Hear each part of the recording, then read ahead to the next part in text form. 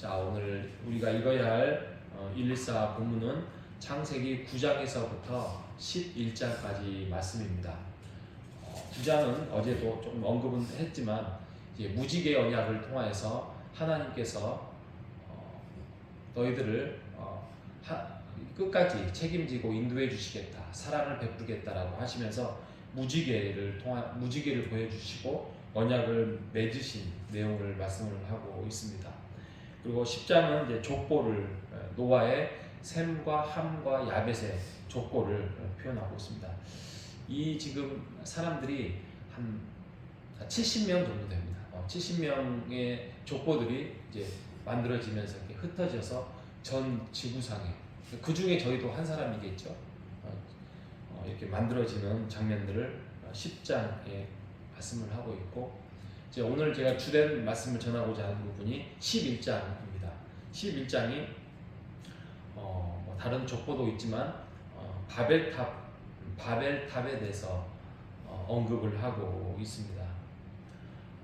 이 사람들이 처음에는 이리저리 옮기다가 이제 그게 힘들었던지 귀찮았던지 이런 상황 속에서 정착하는 문화를 만들기 시작합니다.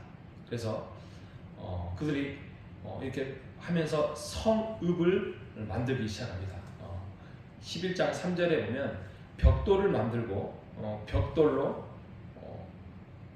이렇게 돌을 대신하여 벽돌을, 진흙을 대신하여 역청을, 그렇게 하면서 아주 튼튼한 건물을 짓게 됩니다.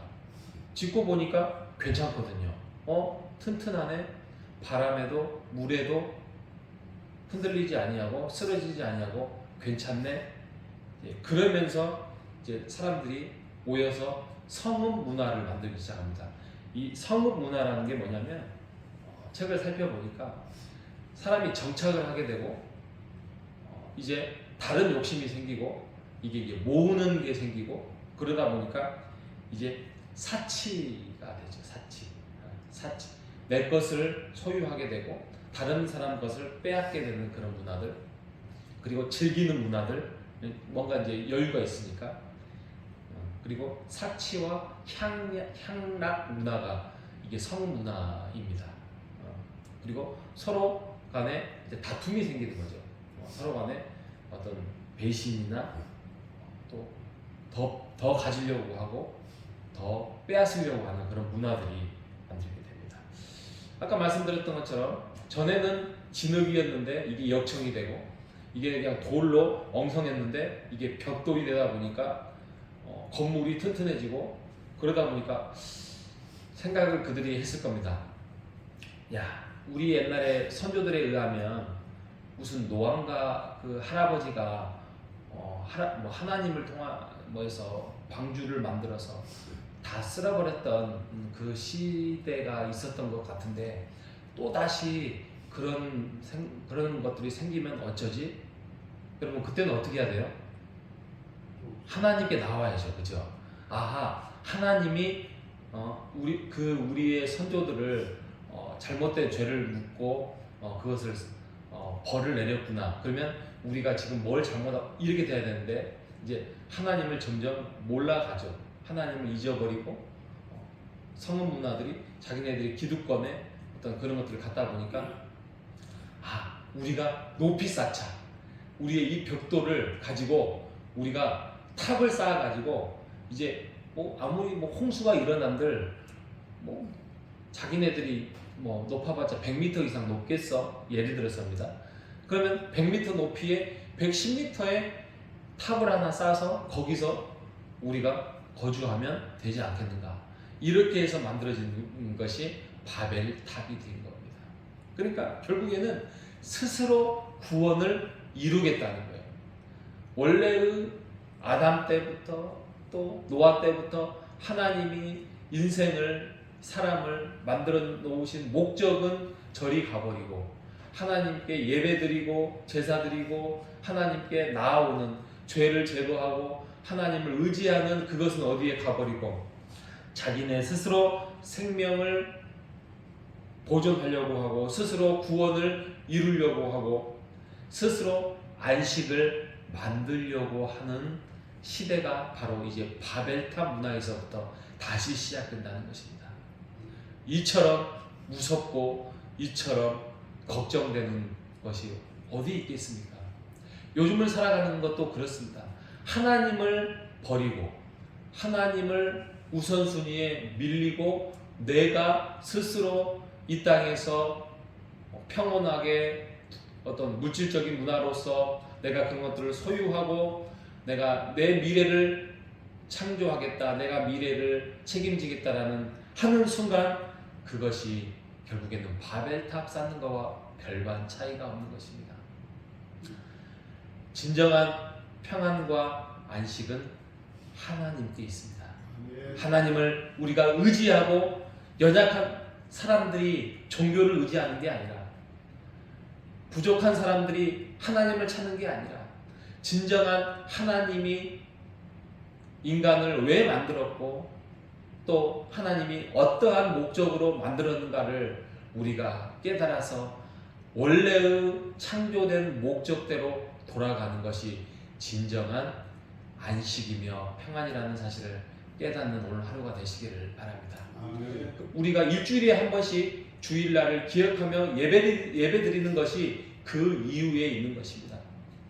우리가 바벨이라는 또 나만이 내가 생각하는 그 구원을 차지하려고 의지하려고 하는 것이 아니라 하나님만이 진정한 나의 구세주, 구원자요, 은혜의 인생을 이끌어가는 자임을 깨달아서 그것을 우리가 다시 한번 점검해 보는 것이 주의 날이며 예배의 자리라는 사실을 여러분 기억하시기를 바랍니다. 그러지 않을 때에 똑같은 결과들은 가져올 수밖에 없습니다. 바벨탑을 못 짓게 하면 될 것인데 처음에는 짓게 해줘요. 기회의 시간이었겠죠. 열심히 바벨을 짓다가 결국에는 하나님이 흩어버리는 그런 것 같아요. 하나님의 이름으로 예수의 이름으로 뭉치지 아니하고 사람들이 그냥 사람들끼리 뭉치고 하다 보면 힘이 생기는 것 같아요. 뭔가를 다 이길 것 같고 뭔가 승리할 수 있고 그러다 보니까 다른 잔꾀가 생기고 잘못된 생각들이 나오는 것 같습니다. 우리가 모일 때는 주의 이름으로 예수의 이름으로 모여서 그 안에서 우리가 서로 격려하고 힘을 북돋아주고 하나님을 찬송하는 그 자리, 만약에 그런 것이 아니라면 어떤 다른 공동체 안에서의 모이는 거라면 그것들이 정말 하나님의 이름으로 하나님을 찾는 자리가 아니고 그것들이 다른 길로 흘러갈 것 같으면 빨리 그런 성은 문화를 우리가 빠져나와야 할 것입니다. 우리가 주 안에서 늘 모이고 주 안에서 기뻐하고 주 안에서 예배드리는 공동체, 그런 호산나 교회가 되시기를 주님의 이름으로 축복합니다. 하나님 감사합니다.